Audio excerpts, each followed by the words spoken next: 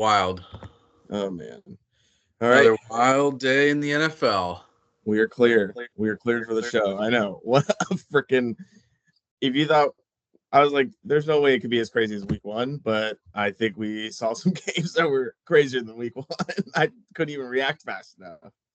I know you blinked and you missed some of the games too. I mean, some games got out of hand before it felt like they even got started. I I mean, know. where's Dallas? Dallas Nowhere to was be found. all no worries in Dallas until this is going to be a big panic week. Yeah. We didn't know that Dan Quinn leaving would be such a big deal. I don't know. It's kind of like while I was watching, is it New Orleans actually that good, or did Dallas defense play that bad? I guess we'll see. I mean, New Orleans did it against Carolina and did it against Dallas, so there's like a huge spectrum. I'm guessing here. I don't think it's that Carolina's better than we thought, so we'll see Right. where it is. But I think the Saints are gonna be. I mean, the Saints and Bucks. It's like they went toe to toe for their division last year. Yeah, Everyone wants to count them out, and it's don't count them out until the games have been played. I mean, all you for do is sure. give them more motivation when they have such a successful year, and the next year they come in and are told they got no shot. Like Yeah. Atlanta's just gonna take the division out of for Right. what? Yeah. Where'd they come? No, seriously. We'll Yeah. see how I they mean, look tomorrow, but my phone was blowing up during that game, so I got a lot of texts from there from about the Dallas Cowboys. But we could have a whole another 8 hours on the Dallas Cowboys. But what did you see? What are you seeing from your group texts? my phone is actually pretty silent, and I think that's because I have a chance to go undefeated in my Oh, 6 leagues nice. this week. It's coming close to the wire, so all my teams blew up. So nobody had anything nice to say. No real comments. I had one earlier in the day.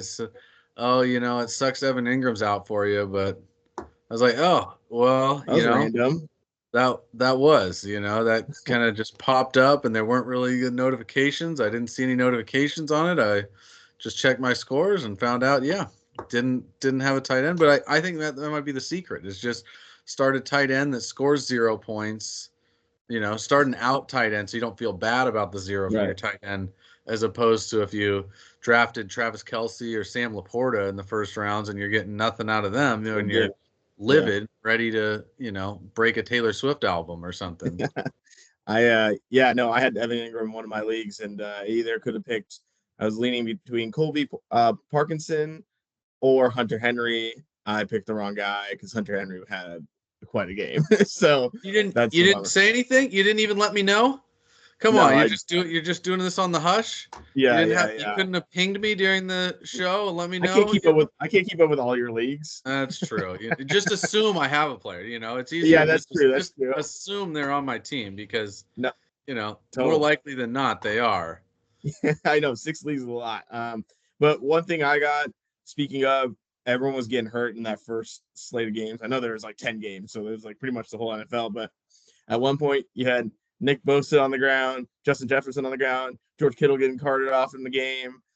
You're just seeing everyone kind of cramping up as well. And Isaiah Pacheco went down late in the game as well, right at the end there, right before Kansas City came back and won. So a lot of injuries happening. Got to keep an eye on that.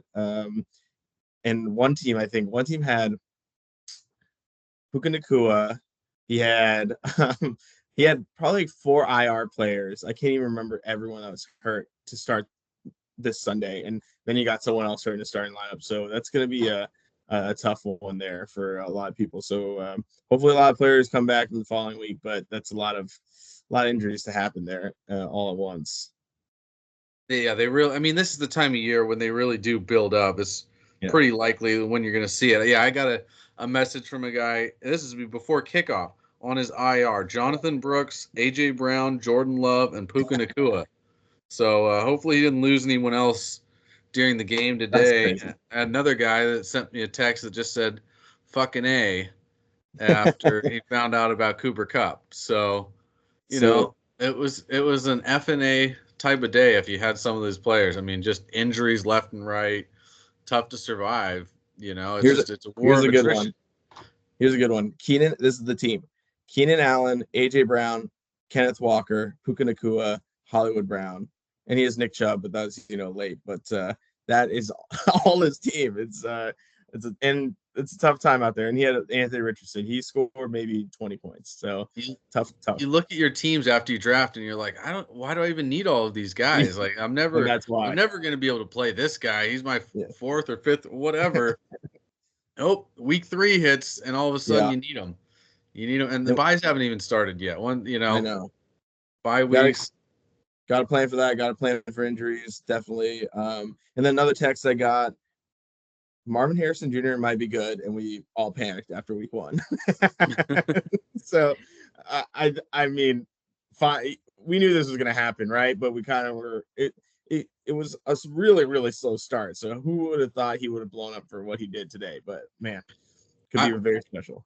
One of the other things, though, is he was pretty slow after the first quarter. After the first quarter, I think he had all of his stats. Like, I mean, he was like 130, and then he just disappeared. Now, obviously, the Cardinals just steamrolled the Rams. I mean, just blew them out of the water. Rams losing Cooper Kupp, too. I mean, might have to do an injury update segment show, too. Like, we're going to have to add a new segment. Injured well on the air today. Write that down, producers. Take note, because, I mean, heading to the injured list, and hamstrings are always tough early. Hamstrings and ankles were the name of the thing today, I think. Yeah, I do think no preseason at all. Like, the way you play one drive now at most when it comes to, your players or teams, like, they're not wanting to put the starters out there, but it's coming at a cost, with no one playing. And then you're not warmed up. Then you're pulling hammies. It's going to be difficult to kind of see how this trend goes as the seasons start. But early in the season, I think it's going to happen a lot more with players, definitely. Maybe the preseason they need to adjust and go to flag football. So we have at 4 least games running, right? Flag football with these guys out there. They can wear the pads and just put the flags on everywhere and get in some game shape, but not have the same risk. I mean, I don't know. Maybe we'll see it someday. It's always the joke that the players are like, this is turning into flag, but I know. We'll see. It's coming to the Olympics. It might be coming to the NFL preseason. Especially with all the trash talk from the flag football players. Maybe they'll do it too. Right. Maybe just an exhibition game. The NFL All-Stars versus the USA flag football team. It should be 100 if the NFL players just couldn't pull a flag to save their life. Yeah, that's true. Like, what do they just start tackling them? They're just of course they're just gonna tackle him. They're just like, I'll just tackle this guy and pull his flag at the same time. Like, right. Let's see. I'm sure they'd throw some penalties for that too. There's got to be a rule against tackling in flag football. I'm sure it's not allowed. From what when you say flag football, I'm just gonna guess, but it'd be still from funny. The Pee Wee football and intramural football experience that we have. Yeah, exactly. But I know we talked about a lot of injuries and all that stuff, but man, there were a ton of surprises this week. I couldn't believe some of them. Like, we talked about Marvin Harrison Jr., Kyler Murray, dude. That guy, watching him run around and be his old vintage self, pretty amazing to see. And you just forget, number 1 overall pick, the top 10 pick in the same year in the MLB, also led their team to a playoff and division championship. I just think people forgot about Kyler Murray and what he's capable of because his injury last year. That team is special, and that's going to be a scary team in the NFC West. You think the team is special, or you just think those two guys are special? I think Kyler Murray is the reason why that team is going to be very special this year. Not, in the sense of they're going to compete, and they're going to make the division tough. And it's already a 4-team competitive division. Like, there's no weak spot, Yeah, I think you can flip the Cardinals and Rams pretty easily now after where everybody thought they were. I think Cardinals are moving up. The 49ers, had some lumps too. Seahawks eked it out. Jackson Smith-Njigba finally turning it on. Like, first time we've seen him go over, maybe 60, 70 yards was the most I think he had coming into this. And those were like on 3 catches, like a broken play, but just puts in a complete game 12 for 117. Those have got to both be career highs. I know he hasn't had 12 catches in a game. That might be a month high for him. 12 catches. You're starting to see the torch be passed, right? Between Tyler Lockett and Jackson Smith-Njigba. and you're seeing Geno Smith trust him a little bit more, and they needed him today. I mean, the Patriots defense, we had warned about it right before the show, right? We're like, they're tougher than people are giving them credit for, and they certainly had some big stops against the Seahawks. But JSN really showed up. I think this is a breakout game, and I think we're going to see more of these moving forward for sure. Yeah, him and Lockett, I think it's going to kind of depend on who they're playing, what kind of coverages they're seeing, more zone, more man, different things. But it seems that JSN has arrived, and I think he's going to be a big-time player going forward. Sure. Hunter Henry on the other side, I mean, that guy nearly beat Seattle on his own. I mean, they were designing all these plays for him. It was crazy. Like screens, out posts. He ran the entire tree. They're gonna have to study the film on Hunter Henry, how to get an average tight end wide open. That's what I'm saying. It makes no sense. Yeah, I think that's going to happen a lot too, right? With New England, they don't have that many weapons. Jacoby Brissett, I think they're the biggest percentage of run plays compared to anyone in the league, and so a lot of play action is going to go to their big tight end. So I think Hunter Henry will have about 5 to 8 receptions a game and get you some good yardage. So he's a good consistent start. Yeah, absolutely. And we were talking a little bit about New Orleans. I mean, my goodness, Crazy. Just explosion all over the board. Starts off early. Rashid Shaheed with the bomb. I can't remember how long it was, but it was deep. And from there on, it was just all Saints. Alvin Kamara taking over after that. 4 total touchdowns, just tearing them up on the ground, through the air. Felt like he could have had more. I mean, probably would have had more if it was a true shootout instead of a blowout. I mean, just everyone was ready to write him off, and I think he's going to be around for a couple more years. It's interesting how much everyone thought he was just receiving back, and now he's getting more done on the ground than he was in the air. So, yeah, I like Alvin Kamara. I've loved him from the beginning. He did have a couple down years, but it was with injuries, staff turnover. The big positive was that 40-50 yard screen that he took, and he ran around everyone. Still has that top speed. He's incredible, especially after being in the league for like 8 years. It feels like at this point. Davante Adams, big day for just wide receivers in general, for top overachievers. I really liked Davante Adams. 9 receptions, 110 yards, and a touchdown. Huge in that win against the upset for the Raiders over the Ravens. I mean, Minshew started targeting him late in the game, and I think that's a really, really good sign for Davante Adams, especially since he's kind of on the cusp of wide receiver 1, top wide receiver 2. And I think if he has more of those games, you're really happy that you got to take him in the late second round. And then staying in the division, Quentin Johnston, the joke of the year last year was every time he was passed the ball for a first round draft pick, couldn't get to it, couldn't fight for the ball, was running bad routes, just a mess of a wide receiver. And maybe it was coaching. And now he has 2 touchdowns in one game, 5 receptions, 55 yards. I think it's time that he's brought back from the fantasy graveyard. And I think he's a legit play. You pointed to him right before the show as well, like one of your players that could make a big difference. And here we are talking about Quentin Johnston, someone who I thought we would never have to talk about ever again after year 1. So really impressed by him. Yeah, I mean, some of these guys with this first round pedigree, they've got the size, they've got the speed, and some of the things just don't click at first. It takes a little while. Normally we see them turned on towards the end of their first year, but he was behind Mike Williams, Keenan Allen. That Chargers offense was set in their ways. They, did everything they could to not win football games, and now they got a brand new regime there taking over because they played horrible under Brandon Staley. It just couldn't get it done, and now they're playing the opposite kind of football. I mean, just controlling the ball, controlling the clock, and he's a good possession receiver. He's big, he's fast. I mean, what more can you ask for from a guy when you just need to make 1 or 2 cuts and get it, or you throw a jump ball up to him? I think he's going to keep improving, and they've got all young receivers there, so there's no reason why he can't lead that team, and I think he'll probably be the #1 waiver ad in a lot of leagues this week.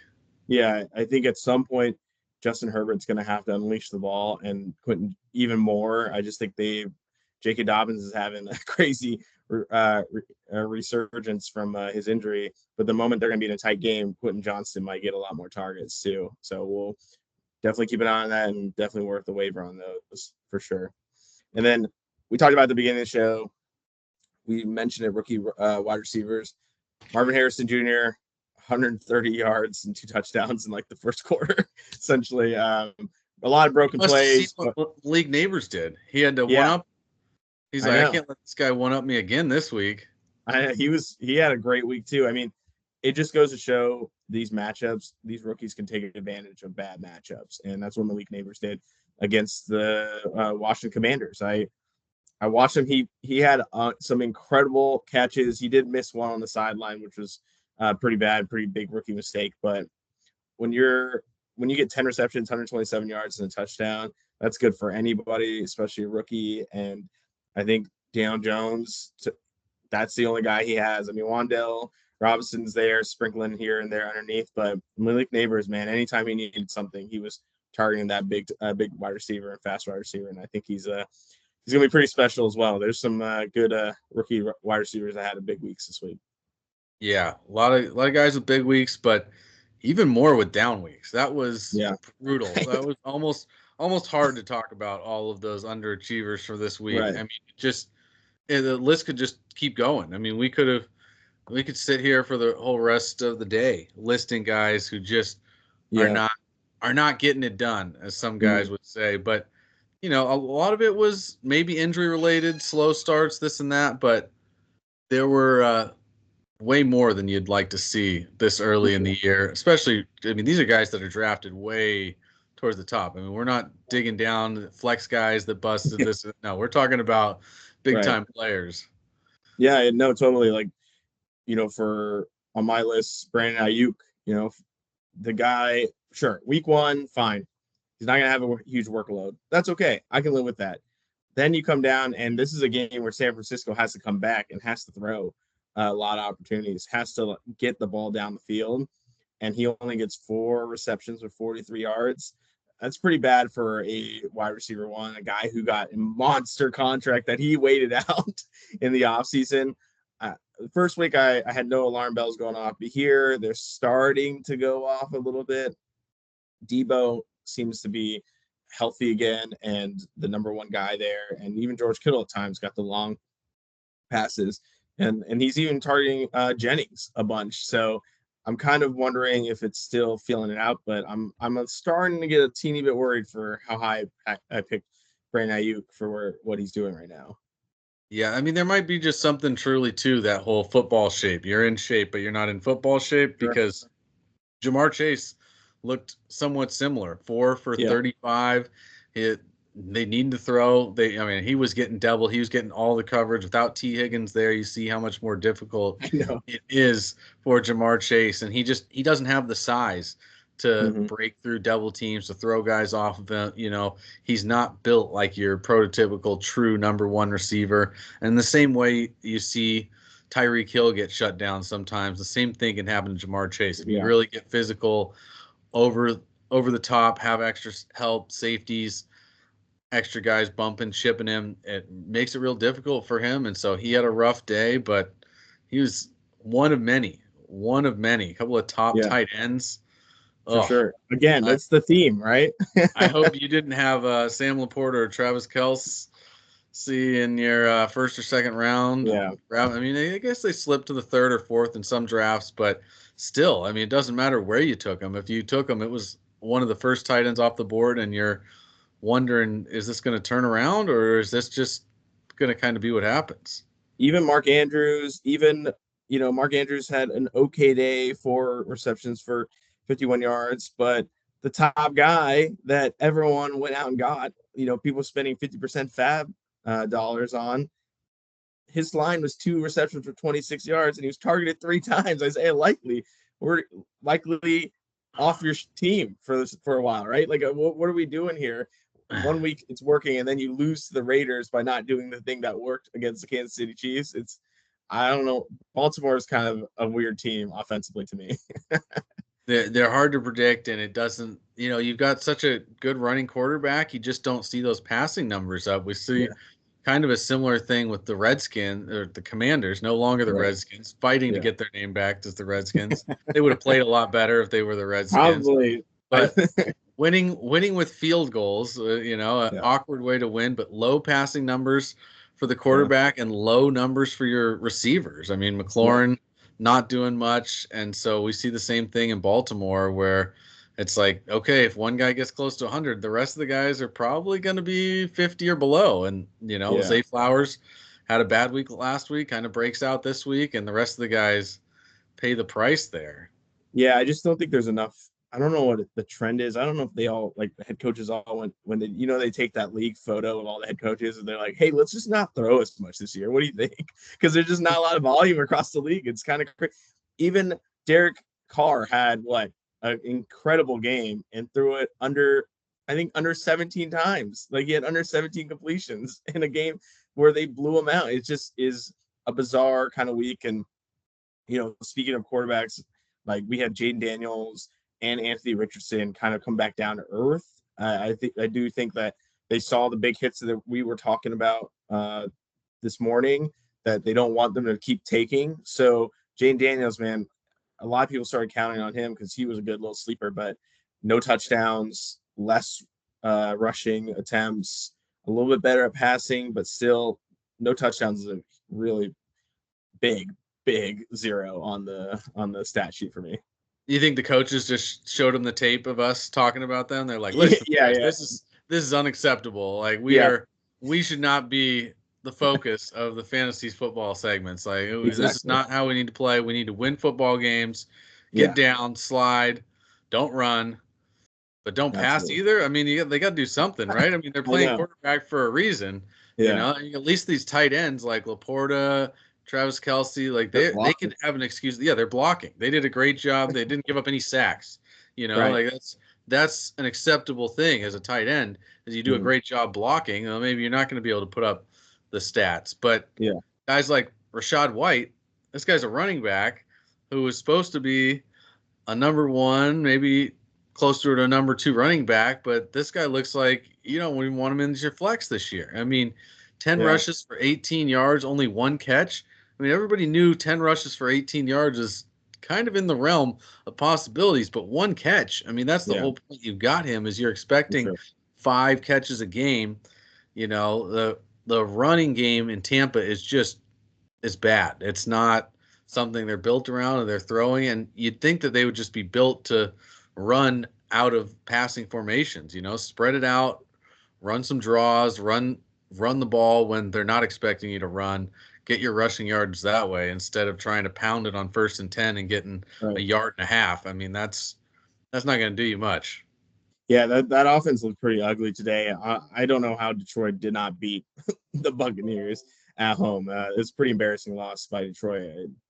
You're right. Rashad White, not the most efficient runner, but he makes it up for in the receiving game, and he was nowhere to be found. Which, again, I said Chris Godwin might not have a good day. Boy, was I wrong. But running backs in general, same problem. We watched Cincinnati's running backs. They combined for 65 yards. Chase Brown and Zach Moss. Not a lot going on in that offense right now.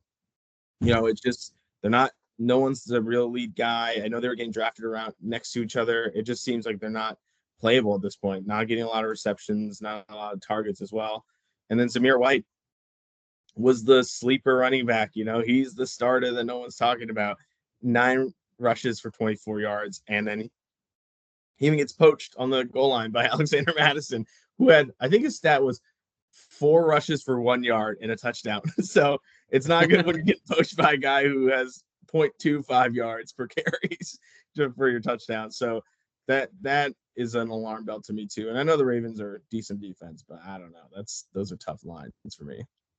I mean, I think more people are wanting to play defense than we realize, because all of a sudden Yeah, these defenses are coming out, and something to be said about them being healthy early in the year yeah, and having a lot of time to prepare for these games. As we get into the grind, it's going to be just kind of, all right, next week, next thing up, we're going to do what we can. But you're talking about Anthony Richardson, and low passing numbers means low receiving numbers for his Yeah. guys. I mean, all of his receivers kind of low numbers, but only Michael Pittman Jr. was drafted to be a true stud wide receiver 2, wide receiver 3 at worst. You know, if you've really got a stacked wide receiver room, 3 for 21. I think we're gonna have to bump this guy down to more of a wide receiver 4, Yeah. maybe even 5. I mean, he doesn't have the upside that Alec Pierce and even AD Mitchell have. He's just not a deep threat, and Mhm. Anthony Richardson just isn't throwing for volume. It's not the same setup as he had last year with Gardner Minshew.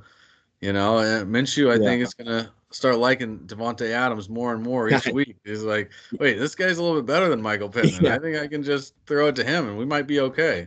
Yeah. I do think, it's so funny. Offenses build their, plays around certain players, but Anthony Richardson, they seem lost. The fact that Malik Willis had a better offense for his game plan than Anthony Richardson is a big sign. They're pretty similar players. Anthony Richardson, obviously, a little bit more gifted talent wise, but man, they got to figure out in Indy for sure. Um, Good coaching by Green Bay though to get that win, get yes, that game plan. I mean, well played, well drawn up for him to have right, high completions and just run the rock. yeah, Josh Jacobs, no underperforming from him this week. He didn't have the touchdown, so he wasn't over the top, but numbers still look great though. Yeah. great week. And we're What, almost what do clear. you They're almost going to let us go. Hopefully, there's no what do you breaking like? injuries that send us back. Yeah. Oh, Help me out. My team is hurting. Who are you gonna try to add or trade for? Because I need some help. yeah. I mean, we saw Andre Yoshivash again. Great name. Great football name, This by the way. this guy, 2 TDs. I mean, not a ton of looks, but he's clearly a red zone threat. For Burrow sure. likes him. You know, this is a guy that could still be out there on waivers. You know, if not, you could probably get him for a real cheap trade. You know, throw in some back end bench guys. It's dynasty. You know, a late round pick. I mean, I don't think it's going to take too much because most people are going to assume his role is going to dissipate or even disappear when T. Higgins gets back. But Tyler Boyd was always pretty useful for the Right. Bengals as a third receiver. And between Chase and Higgins, one of them could be out for one of a number of reasons any week. So I think this is going to be a guy. He's young. He's clearly ahead of Jermaine Burton. So I think it's a good time to grab Yoshi Boss before he's rostered in a lot more leagues. Yeah, I do like Jalen Naylor. Justin Jefferson's already banged up. Sam Darnold actually looks pretty good. He looks solid, and he looks like he's going to have a lot of opportunity to throw. So that guy stuck out to me. Big yardage plays. They went after Jalen Naylor, and he's pretty open to grab in a lot of leagues too. And I do. And then Antonio Gibson, I know he's had a lot of random stints everywhere, but I think he's going to be pretty viable if they're going to run it 70% of the time. So get the backup running back and catch. So I like those two that I'm going to try to target. Yeah, those are some good targets. Also, I mean, I'm going to keep saying Rashid Shaheed until Yeah, he's just a true bona fide starter. You know, he's kind of like a Jameson Williams light. You know, you didn't get yeah, him. He doesn't have that draft pedigree. He doesn't have that crazy high 40 time, the burner height, but he's a burner out there. I mean, the guy yeah, can move and he clearly knows how to get open. He used to be just a big play here and there, and now he seems like he's a big yeah, play more often than not. Like if that keeps happening, like this guy's going to go into wide receiver 3 or 2 territory real quick here because I mean it's hard to find a guy that can just get you a big play like that definitely. week in and week out. And JSN, we saw the breakout finally Yeah, happen. It's probably too late. He's definitely not out there on waivers unless somebody got really upset and dropped him. right.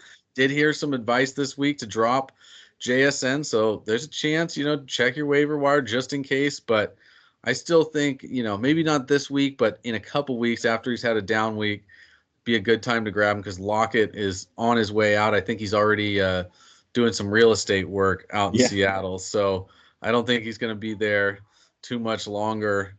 And Sam Laporta, this guy, I don't think he could perform any worse than he has. So if you're going to look for a buy low, that's about as good of a buy low chance as you're going to get with Laporta. yeah. That Detroit offense looks a little bit out of whack as well. So I think he has one more bad week. Definitely target him. I think he'll turn it on, but when, I don't know if owners can be patient enough. So we'll see. And don't forget about kickers. Brandon Aubrey, he's your number one scorer on the Cowboys right now. I mean, he's outscored CeeDee Lamb, I think, both weeks. I mean, right now he's definitely outscored Dak Prescott both weeks. Yeah. I mean, this is going to get ugly in Dallas quick, but at least for the first half, they've got to kick field goals. In the second half, if they're getting blown out or blowing people out, they might not. But hey, this kid has a leg, and I honestly think he could make one from 70 if they'd let him. Hopefully some of these platforms will start giving us 6 points for the 60-yard field goals, maybe 7 for the 70, because it's going to happen. Maybe not this year or next year, but at some point that long field goal record of 66 is going to get broken. I think 68, 67, very doable. I think it happened in the preseason, but 70 certainly possible in Denver, in a dome. I'd love to see one on a free kick. If you take a fair catch after a punt, you can take a free kick where nobody can try to block it. That'd be fun. It'd be fun to see it. Hopefully it happens, and hopefully I get all these wins this week. I'm, looking good. Going for the sweep. Yeah. Going for the sweep. Look, that'd be nice. 6 leagues too, and you have some two win formats, right? 2 record formats. That'd be pretty nice. Yeah, and it could happen. Fingers crossed. We'll see. We'll talk about it next week. And it was another good show. I think we're clear. They're gonna let us go home. I have to run and go put in my bets for the Chicago-Houston game, so I need to win it all back after all these upsets. All right. Later.